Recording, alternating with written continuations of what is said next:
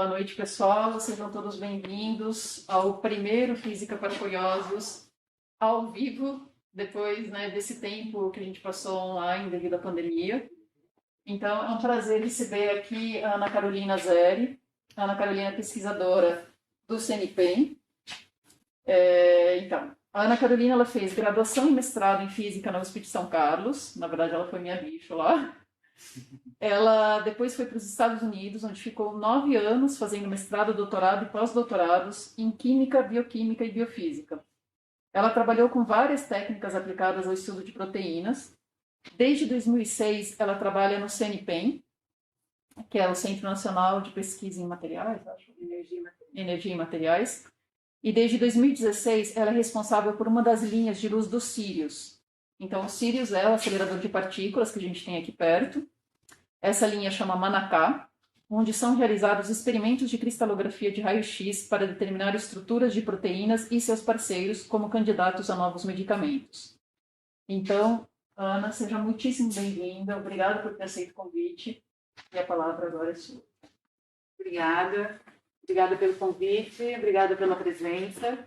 Eu vou contar para vocês um pouco de história da física, principalmente no que concerne a interação aí de proteínas e raio-x. E aí eu queria começar, só para conceitualizar, que com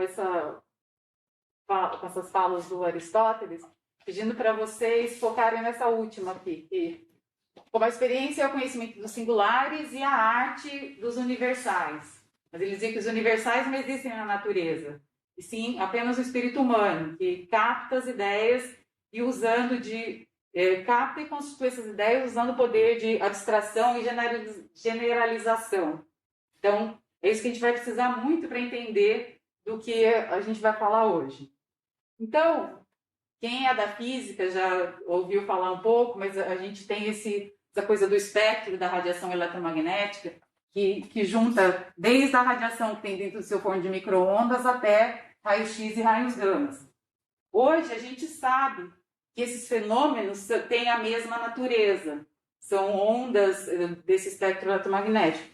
Mas no começo do século passado, e quando se descobriu o raio-x, ninguém sabia isso, e existia muita briga entre pessoas que estavam estudando uma parte desse espectro e pessoas que estavam tentando entender a outra parte. E uma coisa um valor importante para a gente prestar atenção é que a diferença entre eles está justamente na frequência ou na energia dessas ondas. É o que basicamente diferencia uma onda do micro-ondas ou uma onda de rádio do raio-x ou raios gama. No fim do século XIX, com a descoberta da radioatividade, principalmente com os experimentos do Röntgen, que fez as primeiras radiografias, gerou-se um grande interesse por essa radiação, o que são os raios gama, o que é raio-x.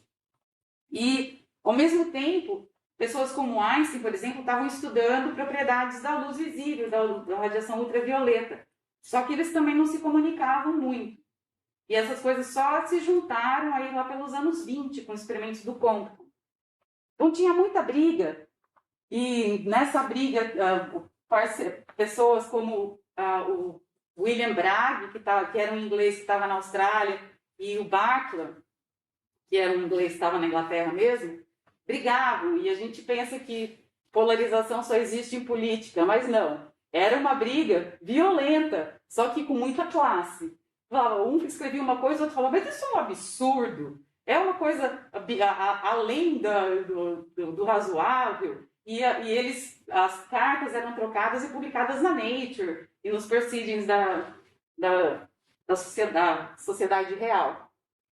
O que eles descobriram? Que os raios-x, no final, eram uma propriedade que tinha características de corpúsculo, mas que também era uma radiação. Isso estava ali no coração da briga do que era, se a luz era onda ou se era partícula. O Einstein, em 1905, publicou um artigo pelo qual ele ganhou o prêmio Nobel sobre o efeito fotoelétrico, que cravou que a luz era quantizada. A gente era uma coisa, tinha uma natureza corpuscular. Mas experimentos logo depois mostraram que havia interferência, então ela era um fenômeno ondulatório também. E experimentos que foram feitos pelo Lowy, onde eles conseguiram focar um pouco de radiação vinda de um elemento radiativo e incidir sobre um cristal, mostrou que havia um padrão de interferência. Então, isso provou que os raios-x, ou a radiação gama, era uma onda. E o Bragg tinha toda uma argumentação da teoria, mostrando que isso era uma teoria corpuscular. E, de novo, coisas para lá e para cá, e ele falava, o Barton falando que não, isso não, eu vou precisar entender melhor a teoria para explicar desse jeito que você está falando, e o Bragg falava, não, então eu também preciso estudar melhor, porque os artigos demoram muito tempo para chegar aqui na Austrália, então eu talvez não esteja sabendo e tal. Mas depois desses experimentos aqui, o Bragg e o filho dele, que também chama Bragg, William Henry e o Lawrence Bragg, o Bragg filho teve um insight. Quando ele viu esses resultados aqui do Lowy, ele falou, nossa, primeiro que isso mostrava a identidade ondulatória. Mas mais do que isso, o Bragg filho falou, olha, essa propriedade pode nos ajudar a entender a estrutura dos materiais.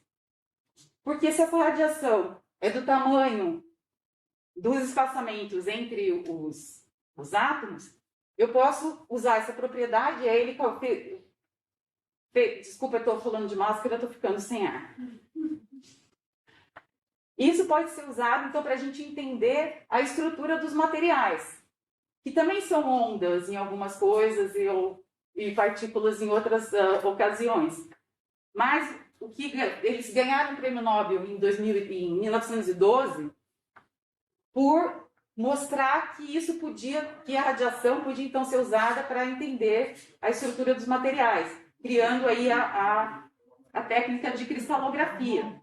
Por quê? Porque fazendo essas contas do Bragg, ele mostrou que existia uma relação entre o espaçamento atômico no material cristalino e a frequência da luz incidida. E quando a gente incidia essa radiação, e ela era tal que o comprimento de onda ou a frequência dela era um múltiplo desse espaçamento, havia uma interação construtiva. Então, eu veria um máximo de interferência.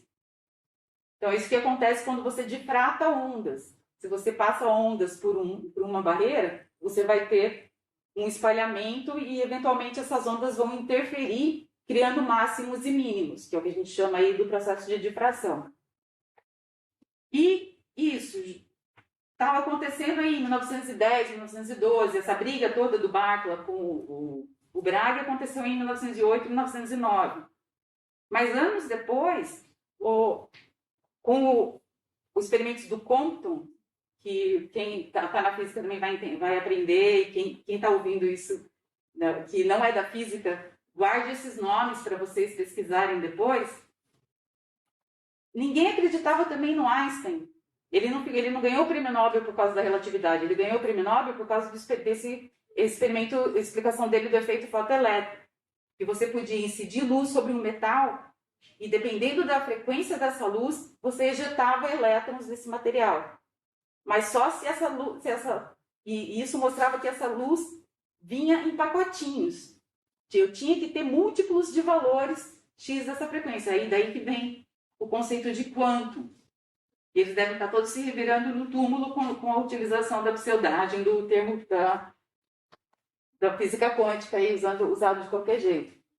O Bragg, pai, que era quem mais brigava pela teoria corpuscular, foi um dos que mais aceitou essa complementaridade, que é que às vezes as coisas se comportam como ondas e às vezes como partículas.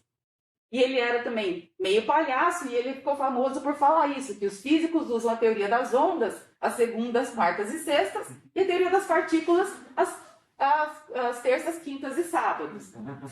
E assim, dependendo do experimento que você faz, uma ou outra teoria se aplica melhor para explicar o que está acontecendo. É só quando você faz o experimento realmente que você consegue explicar o que está acontecendo. E aí os Bragg ficaram muito famosos. Eles criaram um espectrômetro de raio-x, onde você podia produzir radiação sob demanda, usando aí o efeito fotoelétrico, né, que é proposto e explicado pelo Einstein.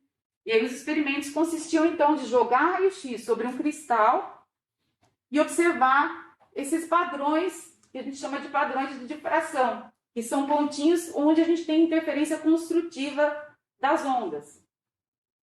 Beleza? Aí, com isso, os Bragg começaram a determinar a estrutura de materiais. E eles vinham aqui pontinhos e, dependendo da posição e da intensidade dos pontos, você tem informações sobre esses planos cristalinos do material. E fizeram vários deles, o KCl, o sulfato de zinco, e o que deu mais confusão, e, de novo, gente falando que isso é além de absurdo, isso é ridículo no enésimo grau, foi quando eles mostraram a estrutura do sal, que não era uma molécula grudada. Quando você pega um cristalzinho de sal, e aqui eu vou rapidamente colocar para vocês na minha lupa, e quando a gente olha aqui, eu tenho uma mistura de sal e açúcar. Não dá para saber quem é quem. São cristais. No caso aqui, por acaso, os cristais de sal estão maiores. Mas são íons. É uma coisa que está solta no ar. E isso é muito difícil de captar. E gerou muita confusão até que eles mostraram, por exemplo, a estrutura do diamante, que explicava a dureza dele e a diferença entre carbono e diamante. Então, aí isso começou a fazer mais sentido na cabeça das pessoas. E até que aceitaram essa história. E também tem uma observação aqui que o Bragg falando que ele foi meio um insight que ele teve quando ele deduziu essa estrutura do sal, no primeiro momento, que depois que ele, refazendo cálculos, só que isso se provou. Mas era essa capacidade de abstrair, de olhar o negócio e ver um sentido nisso, é uma coisa que vem aí da arte do negócio, você conseguir abstrair sobre as ideias e construir em cima do que você tem. Pouco tempo depois, eles começaram a olhar moléculas aí um pouco maiores, que até então eram coisas muito pequenas, era diamante, coisa de 2 íons e tal. E essa dioxida foi a primeira molécula um pouco maior que eles observaram. E aí que a gente começa a entrar na questão das proteínas, porque só lá para os anos 30, veja, os Braggs determinaram essa coisa em 1912. Eles ganharam o prêmio Nobel por isso em 1915. Mas os primeiros padrões de difração de proteínas foram aí nos anos 30. E aí uma pessoa extremamente importante nisso foi a Dorothy Crawford Hodgkin, que teve um insight de que esses cristais de moléculas biológicas ou de proteínas tinham que estar em água. Então não era um cristal seco como um cristal de sal ou diamante. Esses cristais de proteínas, para a gente conseguir difratar, eles têm que estar com água. Eles são como umas geleiazinhas. E aí depois eu tenho aqui uns também para quem quiser ver. Tem essa carinha, assim, eles são muito bonitos, parecem diamantes, mas isso aqui está no meio aquoso. E isso demorou, de novo, muito tempo para ser aceito e entendido. E a Dorothy foi fundamental nesse assunto. Recomendo muito que vocês leiam a biografia dela, que é uma história muito, muito legal. Ela ganhou o prêmio Nobel também muitos anos depois dessa descoberta. Ela e o Bernal. Mas eles estavam trabalhando com moléculas extraídas, né? Por exemplo, essa anterior aqui é um cristal de hemoglobina, que são as moléculas que a gente tem dentro das nossas hemácias. Beleza? Então você pode extrair essas coisas, eram purificadas de uma fonte de sangue. O pepsina era esqueci de que parte de boi. Mas eram coisas extraídas e purificadas. E aí você, por um processo de evaporação, isso forma um cristal. Proteínas, então, são essas moléculas que a gente tem no nosso corpo e tem várias representações, são coisas feitas de muitos átomos, são milhares de átomos, uma proteína como a hemoglobina, por exemplo, e tem algumas representações assim, são hélices e setas, se vocês olharem desenhos de moléculas, que a gente hoje em dia prepara usando a técnica do DNA recombinante. Então, hoje em dia, a gente pode preparar e produzir proteína, praticamente qualquer proteína, desde a hemoglobina ainda extraída, mas até, por exemplo, proteínas de vírus, como o corona. Uma das as primeiras estruturas que a gente resolveu na Manacá foram proteínas do SARS-CoV-2, que é todo formado. Vírus são todos formados por proteínas. Proteínas e lipídios, e dentro tem RNA. Que são coisas que a gente hoje entende a estrutura, mas no começo do século passado, menos de 100 anos atrás, ninguém sabia o que era e muito menos como a gente pode trabalhar com isso. Hoje, a gente entende que sabendo, uma vez que a gente conhece um patógeno, por exemplo, rapidamente você consegue produzir em laboratório partículas virais para estudar. Só a partir da informação genética desse material. Tá? E é assim que muitos vírus são conhecidos e partes deles, e vacina, e por isso que a gente foi tão rápido no começo da luta contra isso, contra esse patógeno, no caso, né? E a gente, o DNA, esse vírus tem um RNA dentro, que é simbolizado por essa molinha. Esse modelo aqui foi feito para mim pelo pessoal do CTI. Só que o que a gente sabe mais é que, por exemplo, a estrutura do DNA feita lá pelo Watson e Crick, né? As pessoas já estudavam isso fazia um tempo. As primeiras imagens do DNA também foram aí, em 38, bem antes do que a Rosalind tinha feito as imagens dela, mas eram amostras secas também. Então, era um padrão meio quase de pó, mas essas coisas simétricas aqui foi o que deu um insight para o Watson e Crick para sacar que era uma hélice dupla. Não é porque eles tinham todos os dados. De novo, foi uma abstração a partir de um resultado que cálculos possibilitaram que a gente conhecesse. As primeiras moléculas maiores mesmo foram feitas pela Dorothy. A primeira delas foi a penicilina, só em 1945 que ela foi determinada. A gente estava usando a penicilina na Primeira Guerra e Segunda Guerra, sem saber o que era direito. Isso foi resolvido e a gente sabia a forma dela só aí nos anos 40. Por quê? Porque existia muita dificuldade de purificar o negócio de modo a conseguir um cristal para levar para o experimento. Outra coisa que a Dorothy fez foi a estrutura da vitamina B12, que aí foi em 1954. Vejam quantos átomos isso tem. Isso era um modelo montado a partir da decodificação desses milhares de padrões de difração calculados na mão, que também não tinha computador. Eles resolviam o que a gente resolve para resolver essa estrutura, são transformadas de Fourier para decodificar as reflexões que vão me dar a estrutura.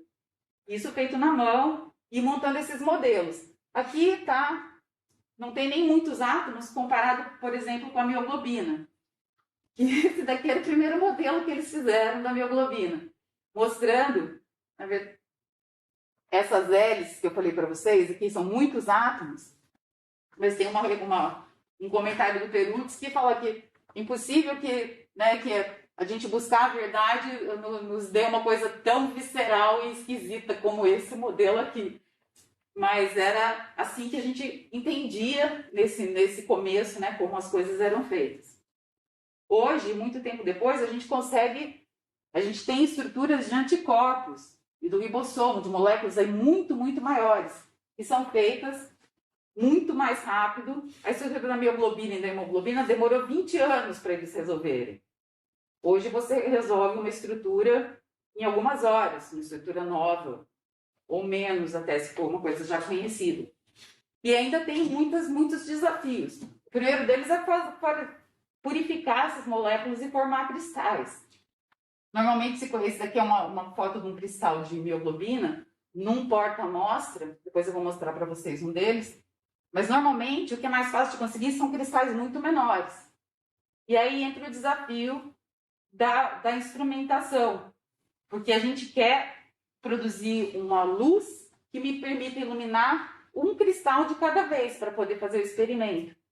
Então eu preciso de um feixe de luz, no caso um feixe de luz síncrotron, como se fosse um feixe de laser aqui, que seja tão fino quanto o tamanho de um dos cristais. Senão eu vou iluminar tudo e vou ter um monte de ruído. Beleza? Então, uma das belezas dos cílios é que a gente consegue produzir uma luz muito intensa e muito colimada. E isso é o principal diferencial do UVX para os cílios. O UVX era o nosso primeiro acelerador de partículas aqui de Campinas. O feixe que eu tinha na linha de cristalografia do UVX era de 450 microns de diâmetro. O que eu tenho na Manacá hoje, eu chego a 5 por 5. Compara com o seu fio de cabelo. Um fio de cabelo tem 50 microns, mais ou menos, de diâmetro. 1/10 disso é o feixe que chega na Manacá. E esse é o tamanho dos cristais que a gente consegue avaliar. Então, isso melhora muito o rendimento dos experimentos, né? E tudo isso que foi feito ao longo dos anos nessa área está depositado, são materiais de domínio público. Tem o Protein Data Bank, é uma base de dados de todas essas estruturas que já foram determinadas ao longo dos anos, que é um repositório que tem bastante material educacional. Isso aqui é um outro jeito de representar, por exemplo, aqui um pedaço de DNA, uma molécula ligada. Tem bastante coisa muito legal para você usar para novos modelos e entender como, por exemplo, um novo vírus pode se comportar. E uma outra coisa que entrou mais recentemente foi o uso de inteligência artificial. Porque se a gente sabe que átomos estão ali, e eu tenho um computador potente o suficiente, tempo suficiente para calcular como isso pode se anovelar, porque, veja, as proteínas são produzidas como um grande polímero linear, e para elas funcionarem eu preciso de uma certa organização espacial. Elas se dobram para poder funcionar, porque uma encaixa na outra, e isso é como se fossem pecinhas de um quebra-cabeça. Um grande trunfo recente foi a criação do AlphaFold, que é uma divisão da Google, onde você pode colocar a sua sequência de aminoácidos e eles, usando dados de coisas já conhecidas, mas também só manipulando essas informações, calcular estruturas que são muito próximas da realidade do experimento. E isso é uma coisa que é um jogo aí que a gente pode usar para entender, para ajudar a gente a chegar nos resultados mais rápido. Você usa a informação da inteligência artificial para chegar para complementar os dados experimentais. Então, o que é o experimento de cristalografia de proteínas? Eu tenho um cristalzinho, eu vou tirar um monte de fotos dele, girando ele para ter todas as reflexões possíveis, e no computador eu vou reconstruir a forma dessa molécula. Tá? E é isso que a gente faz lá no Sirius. Numa das linhas de luz, como eu falei para vocês, o Sirius é um acelerador de última geração. A gente pode, depois eu acho que vocês deviam convidar alguém para falar exatamente sobre a construção do Sirius e como a gente gera a radiação lá. Mas falando bem rapidinho, usando o efeito fotoelétrico que o Einstein escreveu em 1905, o que a gente tem aqui é um tubo que gera elétrons a partir de um elemento metálico, que esse feixe é guiado por uma tubulação de altíssimo vácuo e milhares de eletroímãs que servem para manter esses elétrons todos juntinhos e fazendo um movimento circular. Então, eles são produzidos no nosso canhão linear. Existe um primeiro acelerador que tem Ao todo, são mais de 1.500 eletroímãs no acelerador como um todo. Um primeiro acelerador é o que a gente chama de booster, e depois um segundo acelerador, de onde a gente vai extrair os elétrons. Esses elétrons viajam quase na velocidade da luz. Nessa condição, quando a gente força esses elétrons a fazer uma curva suave, eu tenho emissão de raio-x na tangente. E é isso que acontece no que a gente chama de linhas de luz, das quais a Manaká é uma delas. Então, ao longo de toda essa órbita, a gente pode ter 40 saídas de radiação. Então, quanto mais próximo da velocidade da luz, mais colimado é esse feixe de raio-x que sai aqui na tangente. Tá? Nessa primeira fase de operação do Sirius, nós vamos ter aí 13 linhas de luz. Nós já temos 6 em operação. E a Manaká é uma delas. Algumas são mais longas, porque o raio-x que sai daqui, você pode pensar nele como se fosse um raio laser mesmo. Alguns deles eu quero focalizar e, usando espelhos, chegar num feixe cada vez mais fino. A Carnaúba e a KTT, por exemplo, tem nanofoco. Então, você tem 1000 vezes menos do que esse laser aqui. Tá? Desculpa estar indo em vocês. Esse feixe aqui deve ter uns 5, sei lá, é bem mais grosso do que o nosso fio de cabelo. Mas imagine então que nessas linhas aqui a gente tem, na estação experimental, que fica a 150 metros daqui da pontinha do anel, eu chego a alguns nanômetros de diâmetro do feixe. E nesse caso, por exemplo, na linha Carnaúba, a gente pode fazer vários experimentos numa mesma amostra, de difração, de fluorescência de raio-x e tomografia. Na Manaká, a gente vai fazer, então, experimentos de difração. Essa aqui é a carinha dela por fora. Essa parede aqui, atrás dela é onde ficam os aceleradores, e a gente vai ter 2 estações experimentais. Na primeira delas eu tenho um monocromador, que são 2 cristais que ajudam a gente a separar a frequência ou a cor da luz da radiação que eu quero usar. Porque eu falei que a gente produz raio-x, mas na verdade a gente produz uma gama de cores. É uma radiação que tem desde o infravermelho até o raio-x duros, que a gente chama de raio-x de frequência mais alta. A primeira etapa de uma linha de luz é a gente filtrar a cor que eu quero usar. Para isso são usados 2 cristais. Aí vocês devem lembrar daquele desenho clássico do prisma, onde entra a luz branca e saem todas as cores. Imagine agora que eu tenho 2 prismas. Um segundo prisma pode ser usado para filtrar só uma das cores. E aí também tem um site muito legal que deixa você brincar com isso aqui, o Mundo Educação. Você pode montar prismas do jeito que você quiser. Por exemplo, se eu tiver só um prisma, eu tenho ali, então entrou luz branca, saíram todas as cores. Se eu vier agora aqui com outro prisma,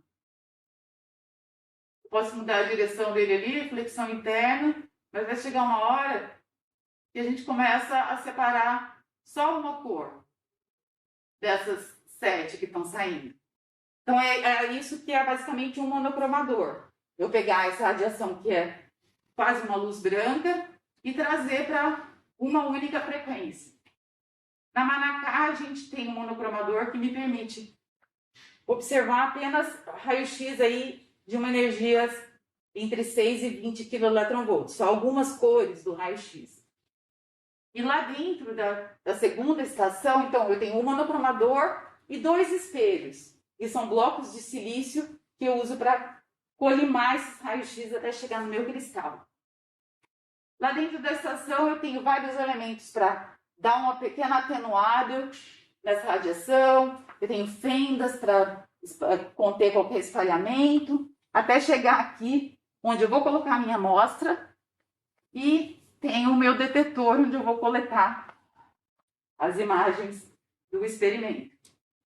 Aqui tem um close-up do detetor. A amostra, o cristalzinho vai ficar nessa pontinha aqui, numa amostra que vai ficar na pontinha de uma agulha, como essa daqui, que é como se fosse, na verdade, um rabinho da agulha, né? A bundinha da agulha, onde tem o buraquinho. Como esses cristais, eu falei para vocês, eles são formados de água. E eles ficam presos no que a gente chama de loop, pela tensão superficial da água. E aí, na hora de fazer o experimento, eu coloco ele aqui, e aí a gente sopra nitrogênio para congelar, para poder fazer o experimento por mais tempo. Mas a gente também pode fazer o experimento à temperatura ambiente. E essa é uma outra grande sacada dos Sirius, que não existia antes. Porque, como a gente tem muito fóton chegando, eu consigo fazer esse experimento mais rápido do que estragar o cristal. E aí isso tem vantagens, porque você pode falar, mas essas moléculas estão no cristal, isso não é natural, né? Está congelado ainda, está todo mundo parado. Se a gente olha isso na temperatura ambiente, eu posso acompanhar movimentos moleculares. Quer dizer, a gente pode acompanhar reações químicas acontecendo. Isso aí é o grande, a gente fala o santo grau, nem todo mundo entende essa metáfora também, mas é sim, o grande tesouro que a gente está buscando. Silas está trabalhando com a gente com programas para analisar muitos cristais, que a gente pode ver, coletar um cristal de cada vez. Aqui é uma carinha do cristal na pontinha desse loop. Tá? Então, isso aqui que o raio-x vê. Essa coisa aqui é um cristal. E aí eu vou jogar o raio-x bem em cima dele e eu posso acompanhar isso do laboratório ou mesmo de casa, porque agora a gente tem esse sistema que dá para fazer acesso remoto. Esse é um cristal enorme, mas a gente consegue ver cristais muito menores ainda. Esse tamanhinho aqui do feixe, essa bolinha azul, mostra um diâmetro de 20 microns do feixe que chega ali. Então, esse daí é um loop mais ou menos de uns 100 microns de diâmetro. Depois vocês podem ver. Aí aqui tem uma carinha de um dado que a gente tem hoje. Então, veja, esses pontinhos aqui são as informações que a gente quer. E no computador eu vou interpretar a posição com relação ao centro e as intensidades de cada um deles. É o que vai me dar informação sobre a estrutura das moléculas que estão ali dentro daquele cristal. Com isso, quanto melhor o meu experimento, mais eu consigo ter uma imagem dos elétrons ali em volta dos meus átomos. Então, por exemplo, uma cadeia lateral como essa daqui, de uma tirosina, quanto melhor o meu experimento, mais essa linguicinha ali, ela está bem característica do que são os átomos ali na minha molécula. Isso foi super importante, porque no começo, então, os primeiros experimentos que a gente fez, como eu falei para vocês, foram de proteínas do SARS-CoV, aí em 2020 já. Nós começamos a montar a linha no começo do ano de 2020, bem no começo da pandemia. Aquela correria, equipes reduzidas, a gente trabalhando pelo Teams e o WhatsApp, e poucas pessoas lá. E deixamos os primeiros usuários virem de São Carlos, porque eles estavam trabalhando com busca de novos medicamentos. Isso foi super importante, porque aqui em vermelho é um pedaço da molécula do vírus. E eles estavam buscando novos candidatos a fármacos, que são moléculas bem pequenininhas que vão se grudar nas moléculas do vírus. Então, eu preciso conseguir ter resolução suficiente para ver pequenas diferenças de moléculas de alguns átomos numa molécula que tem milhares de átomos. E eles testaram aí centenas de candidatos e conseguiram achar alguns que estão sendo desenvolvidos ainda para poder ser candidatos ao final. Também no LMBio, vários experimentos foram feitos com produtos naturais. A gente está publicando um artigo agora de uma molécula pequena derivada de plantas, que também se liga numa proteína da espícula do vírus, que pode ser desenvolvida como um fármaco no futuro. E se você olhar no PDB, já colocar lá na busca Manacá, já tem várias estruturas feitas aqui. E isso é um começo do que pode ser feito na Manacá. E aí eu queria terminar mostrando para vocês um pouco do tamanho desse problema e da importância dele. Se a gente olha aqui em escala, então essas imagens eu peguei de uma apresentação da Royal Institution, mostrando em escala um pedacinho de um cristal de NaCl, né, com poucos átomos, a estrutura da lisozima, que foi uma das primeiras proteínas que foram determinadas, já bem maior. Aí, chegando aqui no lado, a ATPase, que é uma molécula bastante comum que tem nas nossas mitocôndrias, que é importante para a geração de energia nas nossas células, já muito, muito maior. E chegando ali no ribossomo, que é a máquina molecular por natureza, feita de RNA e ribossomos, que só foi, a estrutura dela, em alta resolução, só foi determinada em 2010. E deu também prêmios Nobel para pesquisadores envolvidos, que são moléculas super importantes também. E só foi possível a determinação dela quando eles usaram uma fonte com microfoco, porque os cristais também são muito, muito pequenos.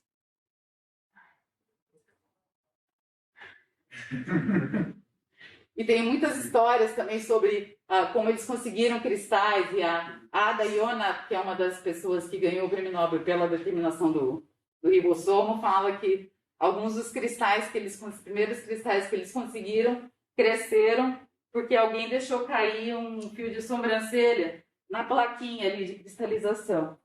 Aí começou a crescer cristal coladinho no pelinho. E essa aqui é uma das placas, o que a gente chama de placa de cristalização.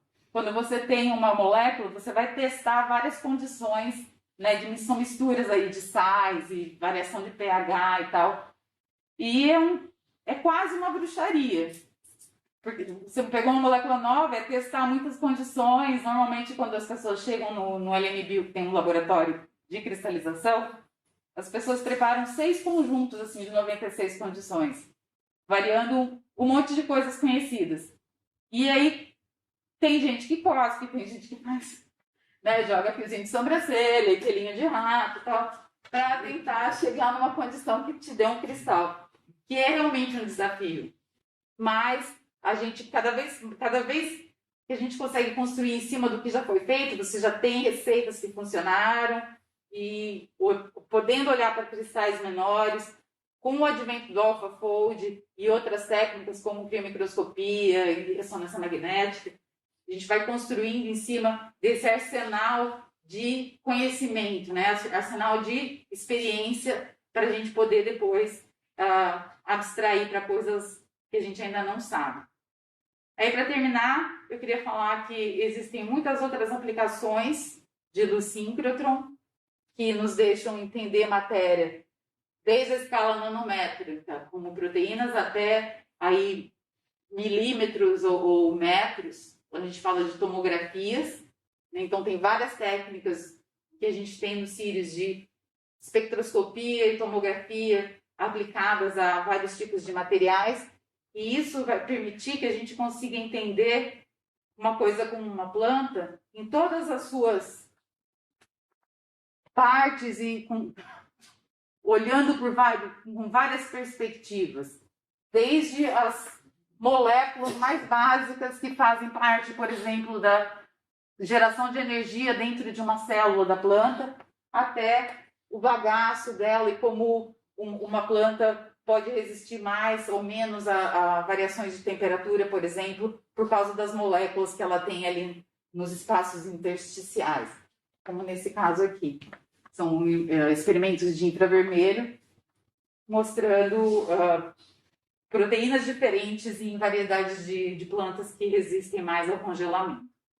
E no fim, né, o santo grau mesmo é a gente entender coisas como essa daqui, que são moléculas Isso foi um experimento feito num Free Electron Laser, que é uma evolução de um acelerador, seria aí a próxima geração de produção de raio-x, onde você pode ver passos da fotossíntese. Então, a gente quer entender o processamento de biomassa e, no fim, como é gerada energia numa planta, né, para entender como a gente pode manipular isso para criar novas fontes ou aproveitar melhor as fontes que a gente já tem. E aí eu deixo vocês com o nosso endereço eletrônico, convido a todos para entrar no site lnls.cnpem.br. Existem várias oportunidades para alunos e pesquisadores, e oportunidades de estágio, iniciação científica, além de cursos e palestras que são abertas ao público. Muito obrigada. Estou aberta a perguntas.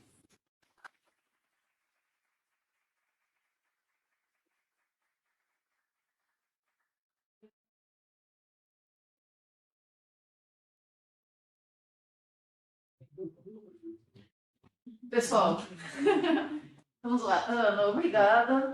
Adorei, nossa, quanta coisa. Gente, quem tem perguntas aí? Vamos lá. Vai ter perguntas pelo site também? Eu mandei no chat agora para saber se pergunta. Ah, tá bom. Alguém tem alguma pergunta? Se não tiver, eu vou fazer mais propaganda. Não, eu vou fazer uma. Eu acho que seria legal você contar para a plateia, porque deve ter muita gente que no fundo não sabe o que é um cristal. Acho que vale a pena você falar um pouco mais sobre os cristais que a gente usa, vocês usam, né? Tá, então eu mostrei para vocês como a gente fazia aqui aqui a diferença de um cristal de sal e um cristal de... Por exemplo, aqui eu tenho uma mistura de cristais de sal e de sucralose. Deixa eu só falar uma coisa rapidinho. Gente, isso aqui que ela tem, ó, É uma lupa. isso que ela está mostrando é de fato. Sal que eu botei aqui. É ao vivo mesmo. É ao vivo. Peguei um salzinho. É ao vivo. Mas ao vivo, né? Sal. Você quer cozinhar, passar na língua mesmo assim, pessoal? Bota a saliva ali também, mas é uma beleza. Então, isso, cada um deles é um cristal. Um cristal é um arranjo periódico de moléculas. E a gente já sabe agora que o cristal de sal, na verdade, é um arranjo espacial de íons, né, arrumadinhos. Um cristal, por exemplo, não trouxe aqui um cristal de pedra. Ah, tem aqui um cristal de pedra. Peraí. Isso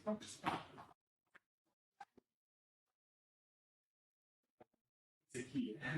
Isso aqui é um cristal. Isso aqui é? Provavelmente, é um cristal como isso aqui, de quartzo. É, esse aqui é um quartzo. Então, é um cristal. Só que ele, quanto maior, mais imperfeições a gente tem. Por isso que eu fiquei falando dos microcristais. Então, esse aqui é um cristalzão.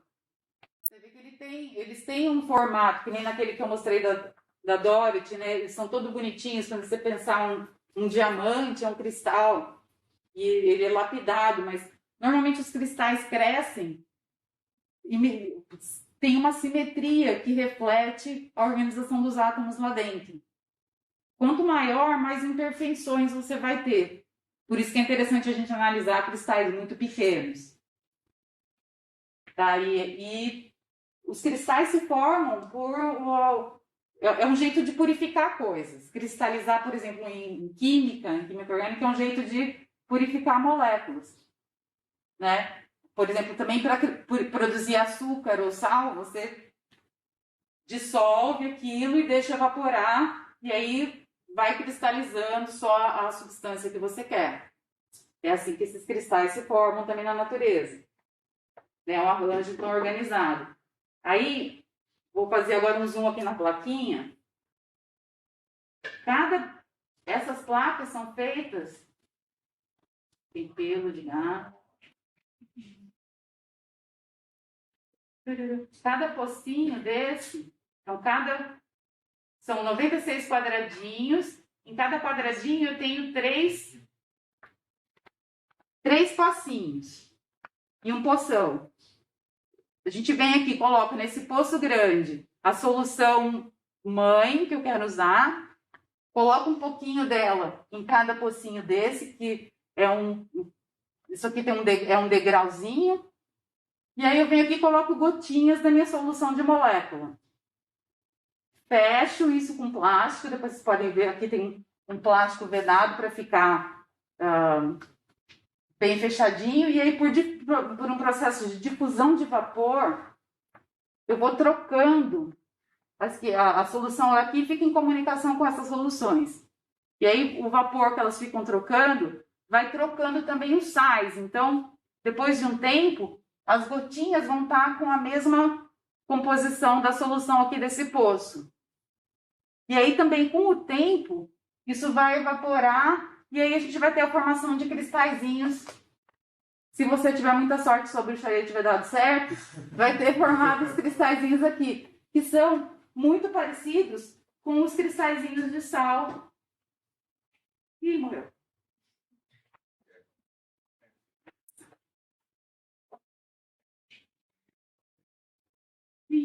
Então, são muito parecidos com os cristais de sal e açúcar.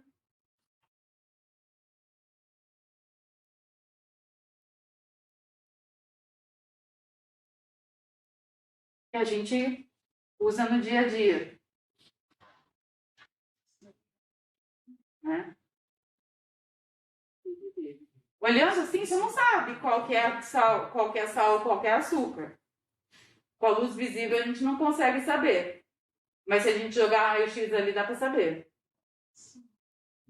Certo? E assim, vários outros materiais. Por exemplo, tem um grupo grande usando a linha Carnaúba para estudar propriedades do solo e como as raízes interagem com o solo.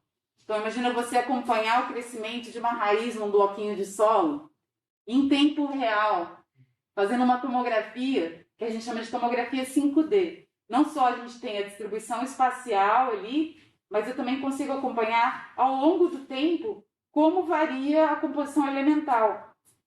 Quer dizer, que elementos químicos estão variando, como que isso está mudando com o tempo. Experimentos importantes nessa linha também que podem ser feitos são, por exemplo, com carga e descarga em grãos de baterias de lítio. Né, que a superfície, isso na linha KTRT eles estão estudando, porque quando você vai para coisas muito pequenas, a superfície é mais importante do que o volume. E você quer ver diferenças superficiais nesses grãos, que são importantes para a catálise. E isso você pode estudar sabendo a forma de cristalzinhos muito, muito menores do que esse que a gente está vendo aqui. Tá? Mas as proteínas formam cristais assim. E aí eu vou botar isso aqui agora, ver se a gente consegue focar nele.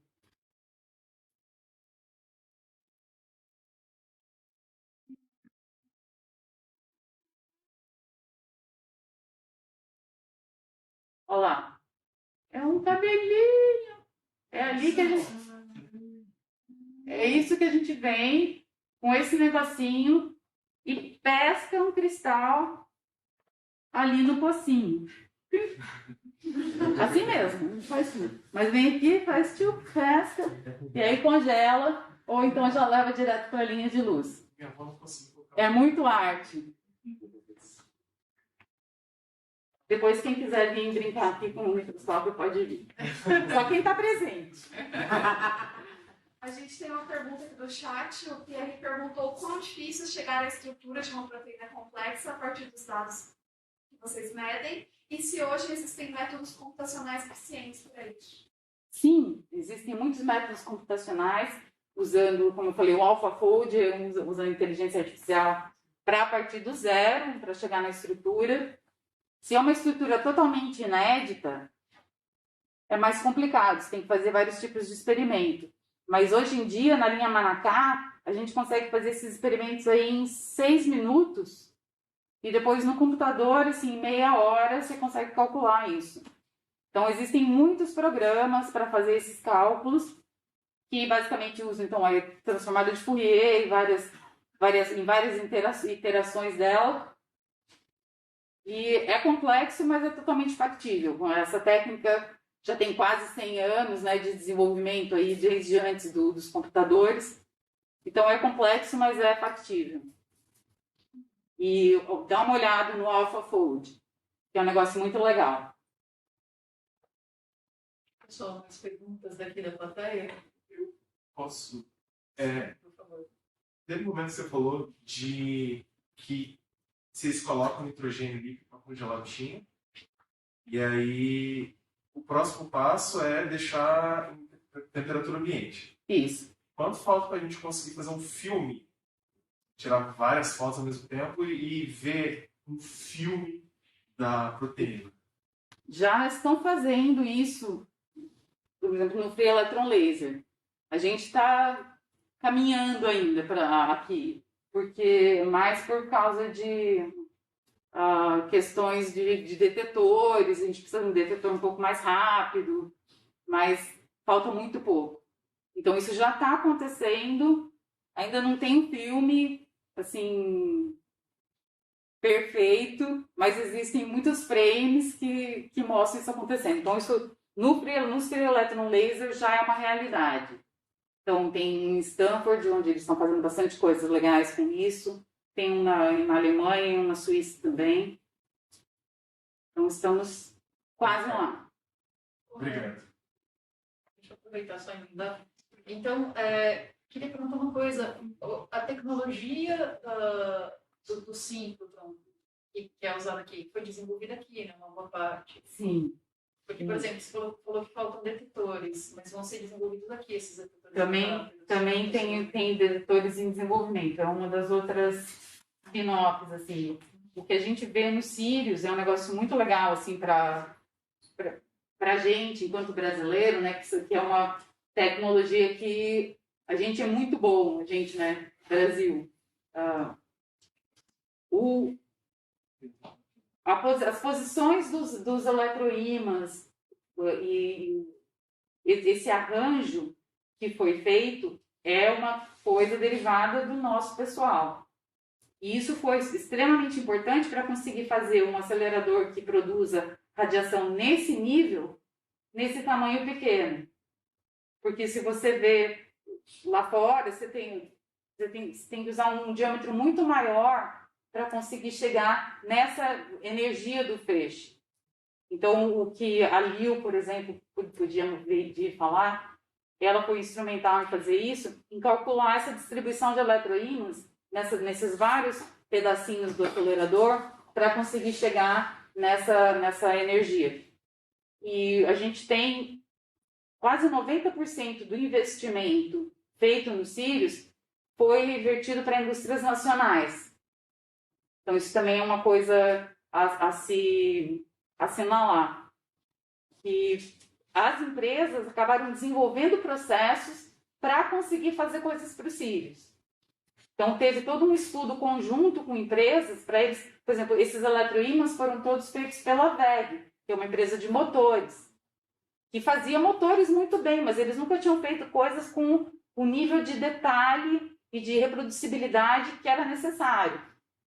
Fazer parte desse trabalho elevou o jogo deles muito. Eles criaram um laboratório de desenvolvimento lá e de checagem de primeiríssimo mundo. Né? Então, a mesma coisa com empresas que fizeram as bases para esses eletroímãs, até uma empresa que desenvolveu umas arruelinhas de contenção de vácuo, que foram todos projetos aí apoiados pela FAPESP e outras para começar esses estudos. Então, são ideias nossas, várias coisas são importadas. O detetor que a gente tem na Manacá ainda é um detetor comercial, mas a gente está desenvolvendo detetores nossos, então foi criada uma empresa, uma spin-off nossa, que usa um chip que o CERN disponibiliza e aí várias empresas desenvolvem em cima dele. E a gente tem a Pitec, uma empresa brasileira que foi criada para criar esses detetores nossos também. Então a gente estamos chegando lá. Pessoal, mais perguntas aqui da plateia ou do chat? Então, eu só queria falar mais uma coisa também, que o CNP, então, é um centro de laboratórios pertencente ao Ministério da Ciência e Tecnologia. São 4 laboratórios nacionais, o Laboratório Nacional de Luz-Síncrotron é um deles, mas também tem o Laboratório de Biorenováveis, o de Biociências e o de Nanotecnologia. Todos eles desenvolvem trabalhos na fronteira da ciência e são instalações multiusuários, quer dizer, são equipamentos que a gente trabalha para oferecer a infraestrutura para pesquisa de pesquisadores de qualquer lugar no Brasil. Então, pesquisadores da área acadêmica não pagam nada para usar, empresas também podem usar, mas tem aí sob contratos.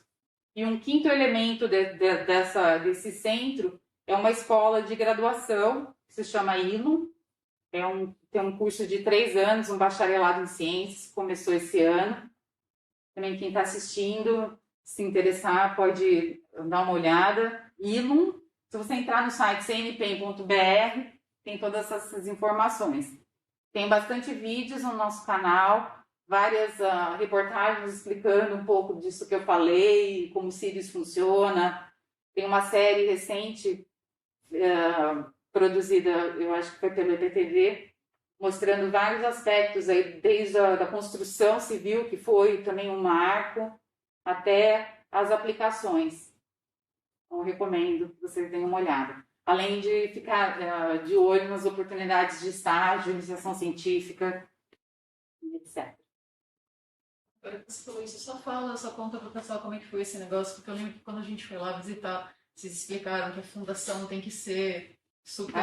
Então, imagina que perfeita. se é uma coisa que a gente vai mirar uma radiação aí de alguns nanômetros, num negócio que vai ficar 150 metros lá na frente, qualquer variação no chão vai estragar todo o experimento. Então, todo o solo ali dentro do Sirius foi planejado para ser o mais estável possível. E aí o que acontece? Quem passa lá na frente vê aquele prédião, parece um estádio de futebol, mas a construção envolveu fechar ele, e aí o chão foi escavado de até 4 metros e foi feito um concreto armado, mas extremamente resistente, com estacas, tem 1.600 estacas de 12 metros, e isso depois é todo armado, e aí a gente tem uma rosquinha que flutua aí com a maré terrestre. Que existe a maré terrestre. Assim, alguns centímetros assim, que são perceptíveis em longas distâncias, né? Mas então essa construção também foi um processo muito científico que as empresas aprenderam a fazer. A gente sempre olha para fora para ver o que está sendo feito lá fora e para chegar numa solução brasileira. Isso foi feito pela Racional, também foi um marco para eles, que ninguém nunca tinha feito isso no Brasil. É um feito de engenharia. Uma vez por ano, esperamos que agora a gente comece de novo, tem um dia aberto. Né? O campus fica aberto para visitas, que nem a Unicamp de portas abertas, a gente tem o Ciência Aberta.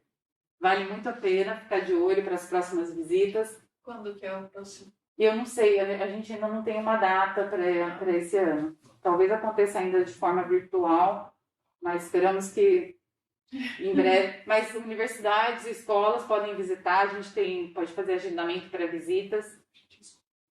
Então, entre em contato, entre no site que essas informações estão lá. Eu tenho uma pergunta. Como é feita a blindagem dessa radiação? Todas as cabanas têm chumbo e basicamente aço e chumbo e que mais? Elas são as cabanas em si. O acelerador fica dentro da blindagem dele, que tem uma parede de quase 1 metro de concreto com chumbo para blindar onde estão os elétrons, e depois na parte onde sai o raio-x, todas as cabanas também são feitas com aço e chumbo para fazer essa contenção. E nós temos uma equipe de segurança da radiação que se preocupa aí com todos os detalhes, dos mínimos detalhes de todas as aberturas. Então, todos os cabos passam por chicanes, que são coisas que são tipo um sifão, assim, nas aberturas da cabana, para que não vaze nada de radiação para fora. E uma coisa da segurança, muitas pessoas perguntam, se acontecer uma pane, o que acontece?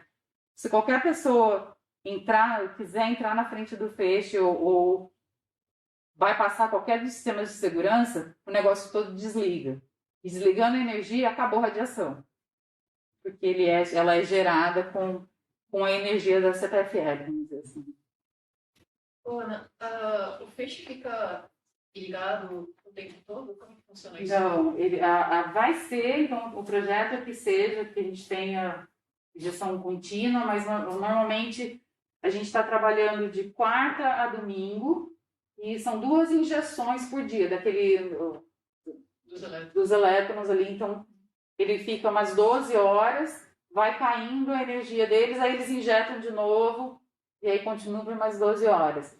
A ideia é que no futuro a gente tenha injeções contínuas para fazer o que eles chamam de modo top-up. Então você está sempre ligado, não precisa nunca. E de segunda e terça desliga total. Segunda e terça são manutenção, estudos de máquina.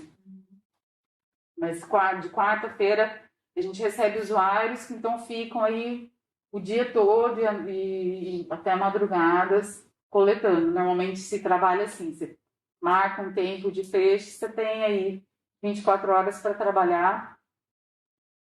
Aí dá função de dormida e todo lado ali. A gente tem um alojamento, também equipes se revezam, a gente se reveza para quem fica acompanhando. Gente, mais perguntas?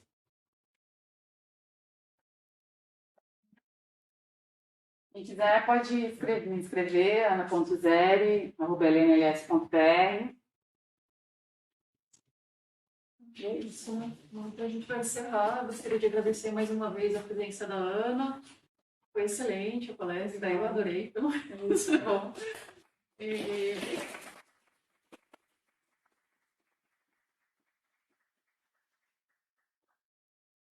É isso, gente. Então, até o próximo Física para Curiosos. Eu vou aproveitar para fazer uma propaganda rápida. Sábado que vem, a gente vai ter a UPA, que é a Unicamp de Portas Abertas. Então, estão todos convidados. A gente vai ter vários laboratórios abertos aqui em FGW e na Unicamp inteira. Venham conhecer.